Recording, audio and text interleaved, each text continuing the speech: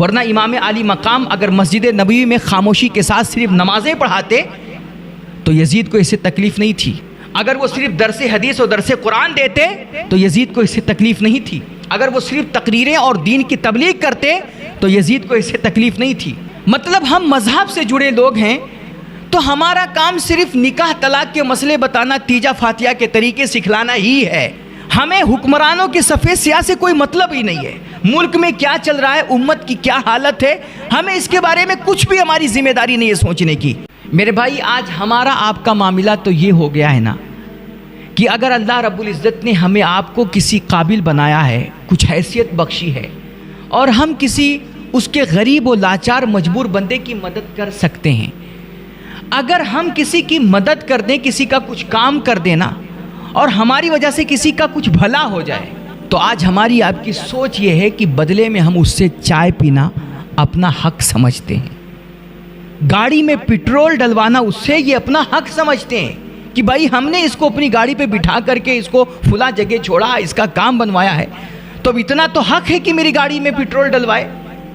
یہ ہمارے معاشرے کی ذہنیت ہو گئی ہے. اور پھر ہم بات کرتے ہیں کربلا کی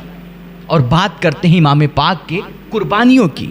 اس معاشرے کو بھلا آج کربلا کون سمجھا سکتا ہے، اور وہ معاشرہ بھلا کربلا کیسے سمجھ سکتا ہے کہ جس معاشرے میں ایک انسان پر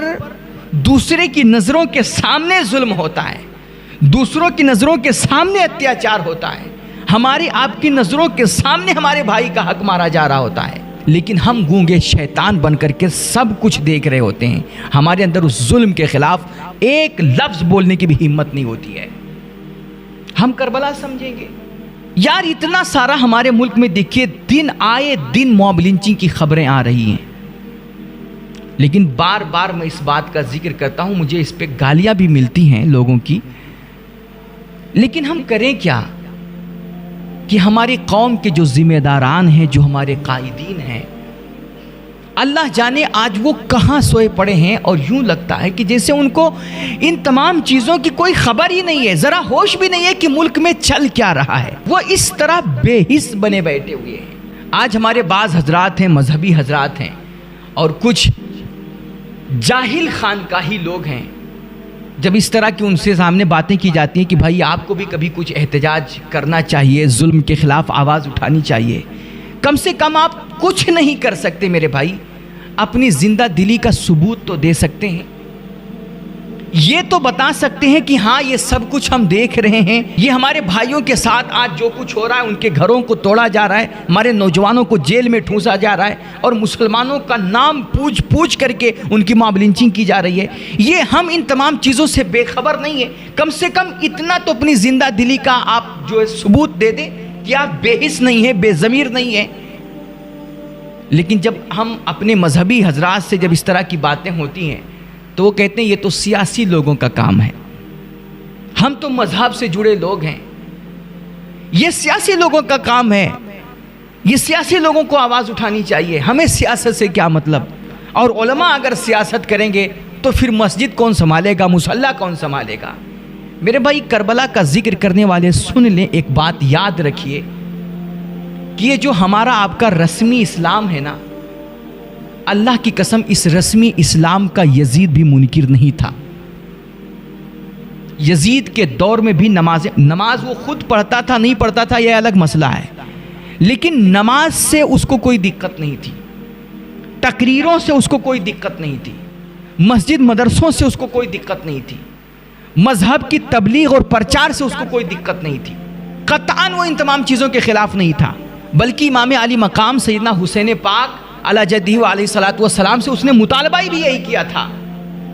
کہ مذہب آپ سنبھال لیجئے، مذہب پورا آپ سنبھالیے، لیکن حکومت، اقتدار اور سیاست یہ ہمارے ہاتھ میں رہنے دیجئے. یہ اس کا مطالبہ ہی یہی تھا،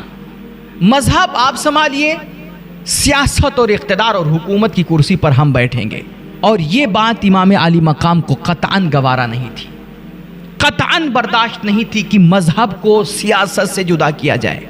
یا سیاست کو مذہب سے جدا کیا جائے، یہ قطعاً برداشت نہیں تھا. ورنہ امام علی مقام اگر مسجد نبوی میں خاموشی کے ساتھ صرف نمازیں پڑھاتے تو یزید کو اس سے تکلیف نہیں تھی. اگر وہ صرف درس حدیث اور درس قرآن دیتے تو یزید کو اس سے تکلیف نہیں تھی. اگر وہ صرف تقریریں اور دین کی تبلیغ کرتے تو یزید کو اس سے تکلیف نہیں تھی.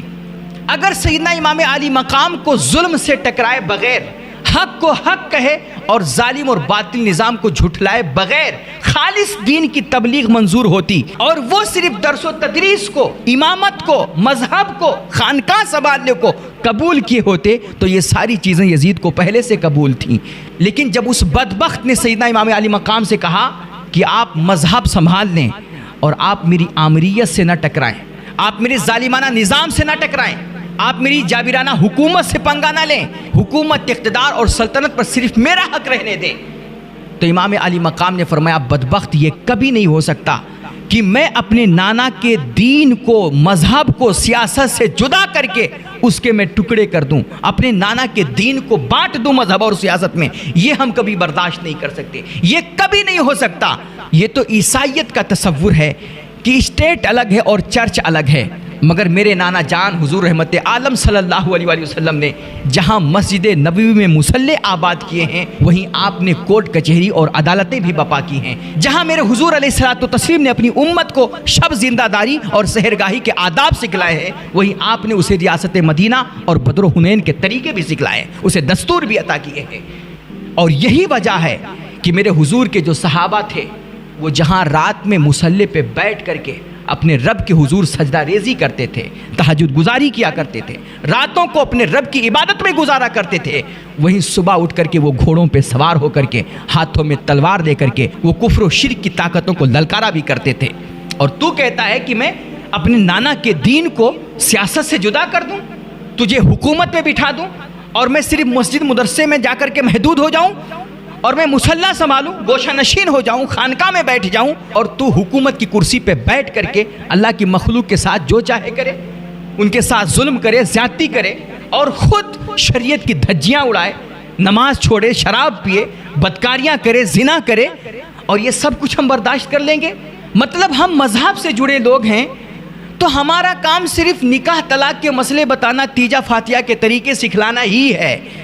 ہمیں حکمرانوں کے صفحے سیاہ سے کوئی مطلب ہی نہیں ہے. ملک میں کیا چل رہا ہے، امت کی کیا حالت ہے، ہمیں اس کے بارے میں کچھ بھی ہماری ذمہ داری نہیں ہے سوچنے کی. میرے بھائی، اس سوچ نے امت کو جتنا نقصان پہنچایا ہے اور جس طرح اس نے میرے نبی کے دین کے ٹکڑے کیے نا مذہب اور سیاست کے نام پر، یہ جو ٹکڑے ہوئے ہیں، اس سے امت کو اتنا بڑا نقصان پہنچا ہے نا کہ اگر اب بھی ہم نے ہوش کے ناخن نہیں لیے تو شاید قیامت تک ہماری نسلیں اس کی بھرپائی کرتی رہیں. اللہ کے نبی علیہ الصلوۃ والتسلیم نے ہمیں آپ کو جو تعلیم دی تھی، اسلام کیا ہے، دین کیا ہے، اللہ کے نبی نے فرمایا تھا دین کا سب سے اعلیٰ درجہ، ایمان کا سب سے افضل درجہ کہ جب تم کسی پر ظلم ہوتا دیکھو، کسی پر اتیاچار ہو، خواہ وہ مظلوم کوئی مسلمان ہو یا غیر مسلم ہو، کسی بھی اللہ کے بندے پر کبھی کوئی اتیاچار ہوتا دیکھو تو تمہارے اندر اتنی ہمت ہونی چاہیے کہ تم جا کر کے اس ظالم کا ہاتھ پکڑ دو اور اسے ظلم کرنے سے باز رکھو. اور اگر تمہارے اندر اتنی ہمت نہیں ہے تو پھر ایمان کا دوسرا درجہ حضور فرما رہے ہیں کہ جب تم کسی کے اوپر کوئی اتیاچار ہوتے دیکھو اور کسی کو برائی کرتے دیکھو تو اگر ہاتھ سے نہیں روک سکتے تو کم سے کم اپنی زبان سے اسے روکو کہ تو غلط کر رہا ہے،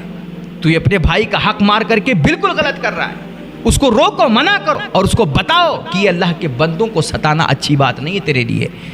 اور اگر تم یہ بھی نہیں کر سکتے تو میرے حضور فرماتے ایمان کا سب سے نچلا درجہ یہ ہے، اس کے بعد ایمان کا کوئی حصہ ہی نہیں بچتا ہے، ذرہ برابر بھی ایمان کا حصہ نہیں بچتا. فرماتے سب سے نچلا درجہ یہ ہے کہ جب تم کوئی برائی دیکھو، کسی پر ظلم ہوتا دیکھو تو کم سے کم اس برائی کو اپنے دل میں برا جانو، اس ظلم سے نفرت کرو تم. اور آج ہمارے اندر اللہ کی پناہ یہ چیز بھی نہیں بچی ہے جو سب سے کم تر درجہ بتایا جاتا ہے نا، کہ اگر سامنے والی پارٹی جو ظالم پارٹی ہے اگر وہ بڑی ہے، طاقتور ہے، تو ہم اس کے ظلموں کی تعویل کرتے ہیں. اور آج ہمارے معاشرے کا حال تو یہ ہے کہ ہم اپنے سامنے اپنے بھائی کو روتا بلکتا تڑپتا دیکھتے ہیں، پھر بجائے اس کی مدد کرنے کے ہم الٹا ویڈیو بنا رہے ہوتے ہیں، ہم تماشا دیکھ رہے ہوتے ہیں. اور اگر کسی کے اندر ہمت آ بھی جائے اور وہ ظلم کے خلاف کبھی کوئی آواز اٹھا دے، ظلم کے خلاف کوئی احتجاج کر دے، تو اس کے اپنے گھر کے لوگ، اس کے اگل بغل رہنے والے جو ہوتے ہیں، اس کی فیملی کے لوگ ہوتے ہیں، وہ کہتے ہیں کہ جب کوئی نہیں بول رہا تھا تو تجھے بولنے کی کیا ضرورت تھی؟ کسی نے آواز نہیں اٹھائی تو یہ کیوں اٹھا رہا ہے؟ یہ ہمارا معاشرہ ہے۔ آخر یہ معاشرہ کربلا کیا سمجھے گا میرے بھائی؟ کہ ساری دنیا خاموش تھی، ایک امام حسین کو یزید سے ٹکر لینے کی کیا ضرورت تھی؟ کوئی جا کر کے پوچھے نا یار، ایمانی غیرت کیا ہوتی ہے، قومی حمیت کیا ہوتی ہے، ظلم سے نفرت کیا ہوتی ہے؟ تم کہتے ہو کہ ہمیں کربلا سمجھنا ہے، ہمیں کربلا سنائیے۔ میرے بھائی، کربلا ایک ہمت کا نام ہے، کربلا ایک جرت کا نام ہے، کربلا ایک طاقت کا نام ہے۔